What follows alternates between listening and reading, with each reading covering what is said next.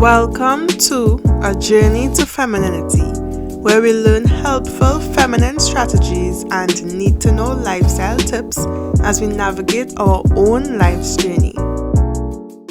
Hi everyone, welcome back to my channel and welcome if you're new. Today we're going to be talking about the 8 ways to actually bring out your divine feminine.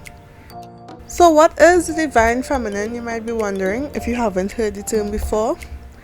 Well, the divine feminine is the manifestation of the purest form of feminine expression and qualities. It's deep down to the core who we are as feminine beings, and it's the way that we move as feminine beings in this world.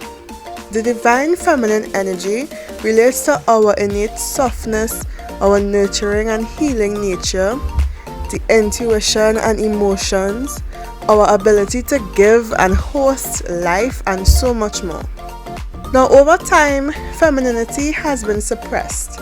It's been looked down upon, it has lost its meaning and its value, and it has been disregarded by both men and women alike. As in anything, there's a balance, and masculine and feminine energies can work together, and everyone has one or more qualities of either. However, in women, where personality and natural wiring and relationship dynamics are concerned, living in your divine feminine is truly recommended. Anyway, with all that being said, here are the 8 ways in which you can actually bring out your divine feminine qualities. The first thing that I would recommend for you to do is to listen more. Spend time listening more and talking a bit less. Now, this may be a bit challenging, especially if you're accustomed talking up a storm. But this doesn't mean that you won't share your opinion or have conversations. It's just a matter of developing your listening skills. The second thing is to pray or meditate. And with this, you're going to be focusing more on becoming calm, compassionate, understanding, grateful, and more open-hearted. The third thing would be to allow yourself to feel your feelings. Express your emotions. Don't try to dampen it or suppress it. It's masculine to only focus on the logic behind something. Feelings are your personal emotions, and there's a lot of energy in feeling and expressing these emotions. Of course, at this point, it would just be a matter of you not letting it completely take over your life. But if used with intuition, allowing yourself to feel and express your emotions can be very powerful, and it would help a lot in your feminine expression. Also, you need to honor your intuitions. Let your intuition guide you. Intuition is the ability to lead with instinct. It's your ability to make judgment, and it's special as it guides a decision without the need for conscious reasoning. In a sense, it's like a woman's superpower.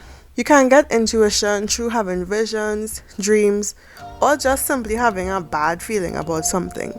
And if you do feel badly about something or someone, stay away from it. Your discernment is everything. And over time, you'll build upon that skill of intuition, which will become a huge feminine asset. This next point is super important as well, and it is about receiving.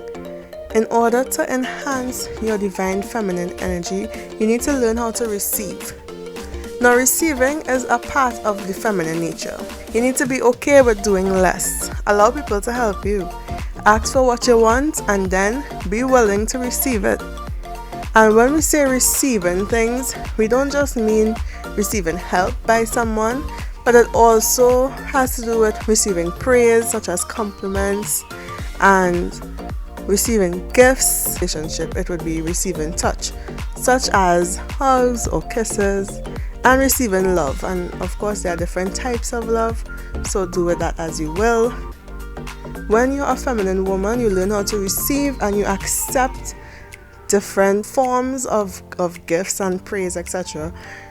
often, and you need to accept it willingly. And not only do you learn how to receive, but you're also thankful. In a way, receiving and then giving thanks or being grateful is a way for you to reciprocate.